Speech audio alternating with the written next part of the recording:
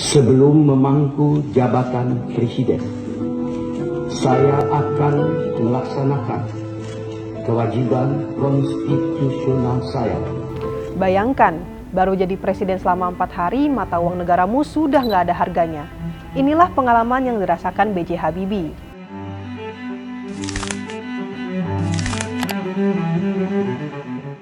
Dalam situasi krisis multidimensi, Habibie diwarisi masalah ekonomi yang sangat pelik.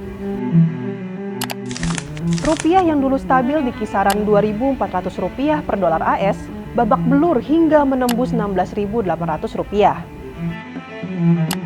Saat periode 98, ekonomi Indonesia porak-poranda, inflasi tinggi selangit, dan yang paling parah, kepercayaan publik kepada pemerintah hilang.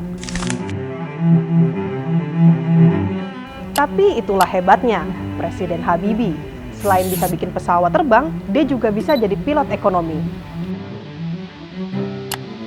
Rupiah dari yang tadinya tembus di atas Rp15.000 bisa dibawanya menguat ke level Rp7.000 per dolar AS hanya dalam waktu 17 bulan saja. Bagaimana caranya? Dan apakah bisa diulangi di periode saat ini? Sobat bisnis, inilah Historia.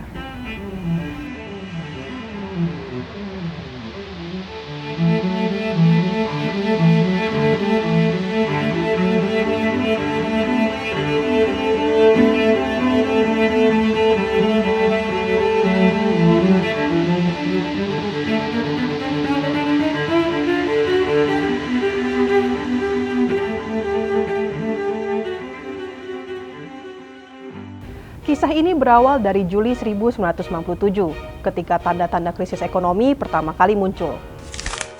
Melalui autobiografinya, Habibie menuturkan, pada minggu kedua Juli 1997, rupiah merosot dari Rp2.432 ke Rp3.000 per dolar AS. Belum terlalu jauh, tapi ini adalah awalan dari petaka rezim Orde Baru. Kala itu, Bank Indonesia berusaha memperluas kendalinya akan rupiah. Namun, apa daya, kepercayaan pasar terus menipis, rupiah pun makin sulit dikontrol.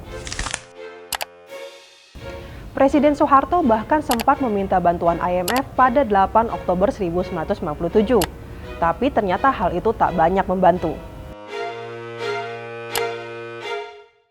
Kebijakan penutupan 16 bank oleh pemerintah juga hanya membuat pelaku usaha kehilangan arah.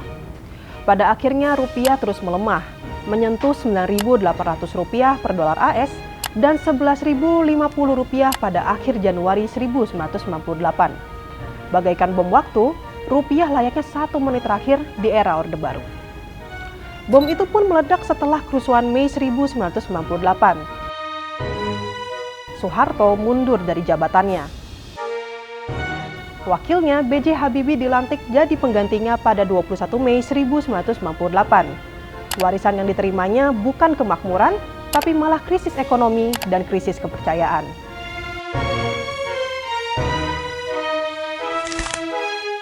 Empat hari kemudian, Habibie berpidato di sidang Kabinet Reformasi Pembangunan di Binagraha. Dia mengungkapkan ada 3 prioritas utama yang harus dikerjakan oleh para pembantunya, mulai dari persoalan bahan pokok, kestabilan rupiah, dan laju inflasi, serta memulihkan kepercayaan investor. Tapi tantangan Habibie berat. Gubernur BI saat itu, Syahril Sabirin, melaporkan ekonomi RI sudah mengarah ke hiperinflasi. Suku bunga saat itu berkisar 60% sampai 90%. Cadangan devisa pemerintah juga sudah berkurang 56% dari semula. Seperti terperosok ke pinggir jurang, butuh 1 kali salah langkah lagi sebelum ekonomi Indonesia benar-benar kolaps. Namun langkah pertama Habibie cukup berani. Dia memutus campur tangan pemerintah terhadap Bank Indonesia. Gubernur BI tak lagi jadi bagian dari kabinet pemerintahan, melainkan mandiri dan independen.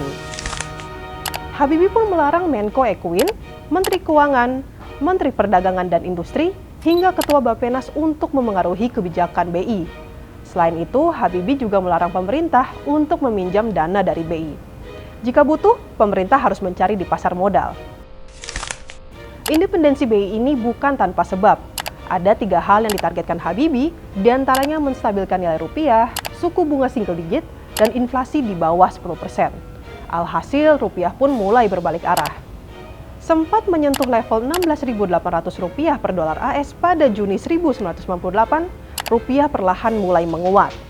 Nilai tukarnya menjadi Rp15.000 pada bulan Juli, lalu secara bertahap kembali ke level Rp7.000 pada Oktober 1998 dan stabil hingga akhir tahun. Pada momen itu, analis Faryal Anwar menilai penguatan rupiah tak lepas dari keinginan pemerintah yang menerapkan sistem pelaporan yang ketat terhadap lalu lintas devisa. Deputi Gubernur BI saat itu menuturkan penguatan rupiah disebabkan oleh gabungan beberapa faktor, serta adanya penerapan kebijakan yang dilakukan secara baik dan konsisten. Kisah ini terulang 2 tahun kemudian, ketika Presiden Abdurrahman Wahid alias Gus Dur menjabat. Di tengah ekspor yang meningkat, inflasi yang terkendali, rupiah justru melemah menembus level Rp8.000 per dolar AS pada Mei 2000. Pasar bereaksi keras atas ketidakpastian politik. Deputi Gubernur BI Miranda Gultom mengakui pelemahan rupiah saat itu terjadi akibat faktor non-moneter.